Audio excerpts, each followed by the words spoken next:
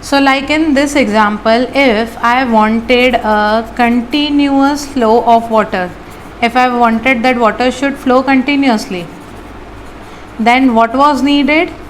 First thing that was needed, one should be at higher level and one should be at lower level. So from B to A it will automatically flow.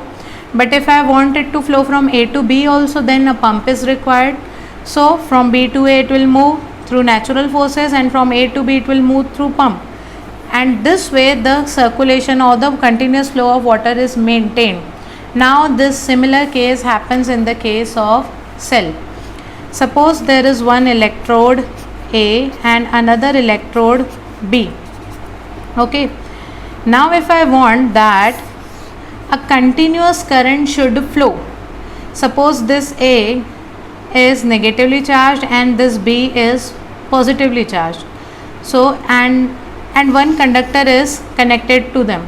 The current will flow from electrode B to electrode A, because we have already studied current flows from positive to negative terminal. But what will happen inside here? This will flow because of the difference in potential. One is at higher potential, this is at higher potential, and this is at lower potential. So the current will flow from higher potential to lower potential with the means of electrons. But what will happen here? If we want the continuous flow of current, then what do we need to do? Continuous flow of current. So for it, what will be required? Like here, the difference in water level should be maintained. So here also the difference in potential should be maintained. Okay, this difference.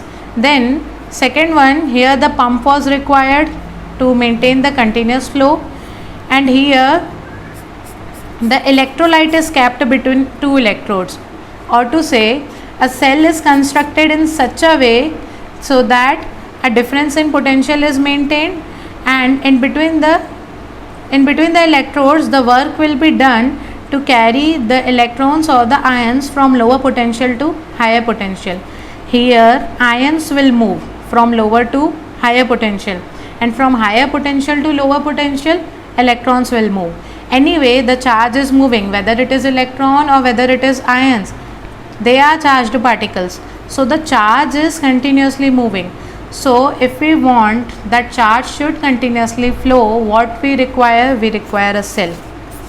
A cell is constructed in such a way that it maintains the continuous flow of charge or current.